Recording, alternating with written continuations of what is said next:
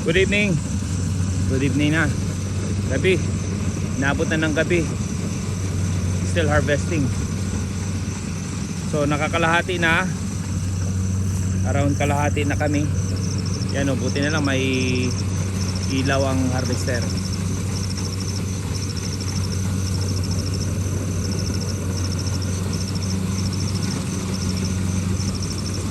So kalahati na yung aming na-harvestan. Gabi na. Inabot na ng gabi. So tumatabid ako ngayon sa Pilapil. Sanay naman ako dahil lumaki. Hindi ako malaglag. Okay.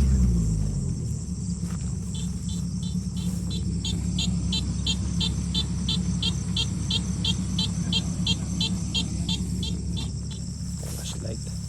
Nakailan na? Di maayos ang kamada. Ha? Una hindi lang to, baka nasa 49 nito. Tinan ko nga boss, ang dali yung flashlight mo. Para malinaw. Wala dyan si misis mo? Hindi, inintay ko nga umuwi. Sabi, balikan daw siya eh. Kumuhaw ng kwan, gamit dun sa amin. Hindi. Sa Hilawat. Sa apat na.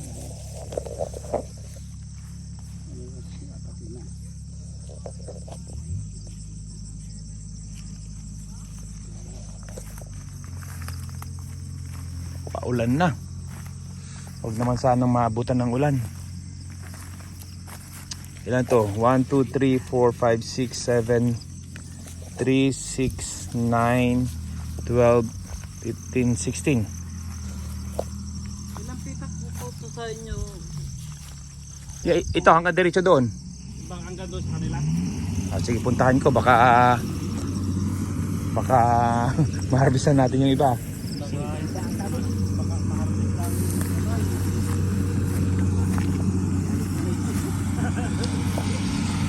Check ko. Gabi na eh, mahirap nang makita. Baka malampasan natin yung boundary natin eh, magalit ang may-ari ng iba.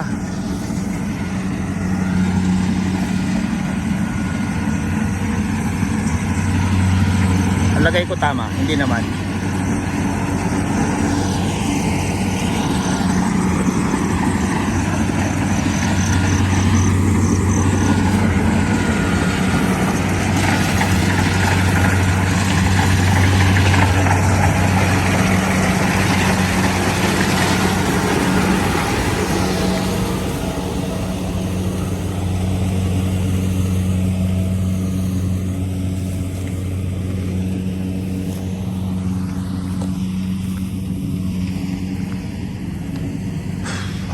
Inabot na ng gabi. Okay lang yan. Mahalaga eh, hindi tayo abutan ng ulan.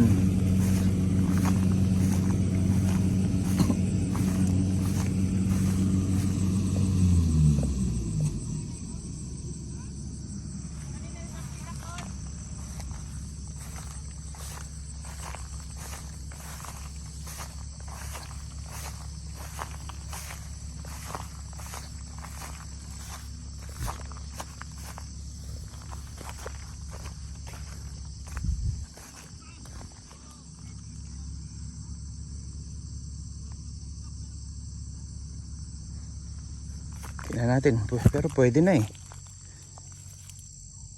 Pre, pwede na to. Pwede na to. Paki-harvest na rin to. Ha? Oh, sa akin to.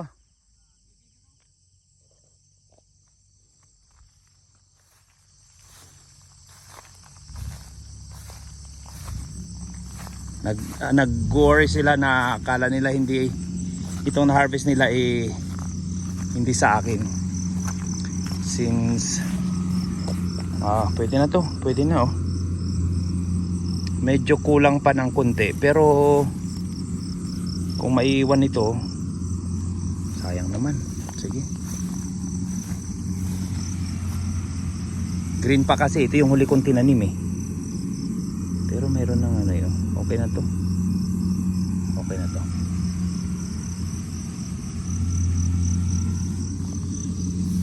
Ako po ay laking bukid. Dito ako ganito ako lumaki sa farming. Kaya ako'y komportable sa ganitong buhay. At sarap ng amoy. Yung amoy ng tawag dito, palay na bagong harvest.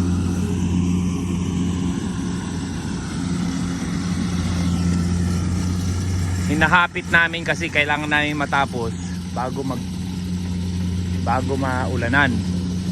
Kasi pag naulanan, magiging inefficient yung yung harvest kasi nga didikit-dikit magkututubig, hindi magiging maganda ang pagkaka-harvest. So ito po ang aming sitwasyon sa ngayon. Siguro kaya nito ang around 100, sana 130, sana yun yung aming target.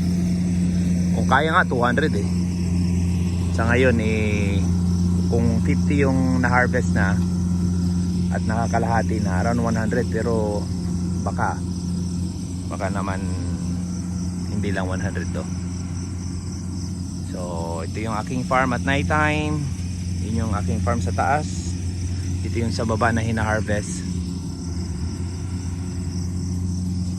Okay, we're on the go. Kahit na gabi, kailangan naming matapos ito at bukas ipapatuyo namin ito bukas. Drying naman next year, target ko magkaroon ng sariling dryer. Yung aking pugon from citronella extraction, mainit yun. Yung init na yun i-utilize ko para sa drying, palay drying, kung anong pwedeng i-dry. Sayang yun sayang yung init na yun. Makakatulong pa ako sa mga may palay na nagbibilad sa nakikipag-unahan, nag-utilize ng sun, init ng sun. Kasi pag inaulanan, doble trabaho. Kaya ang gagawin ko, i-utilize ko yung init na yon, gagawin ko palay dryer. Maraming plans for this agribusiness. Okay.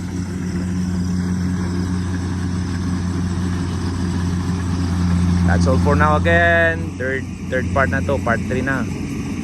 So, yung part 4 is drying na. Bye-bye. Good night.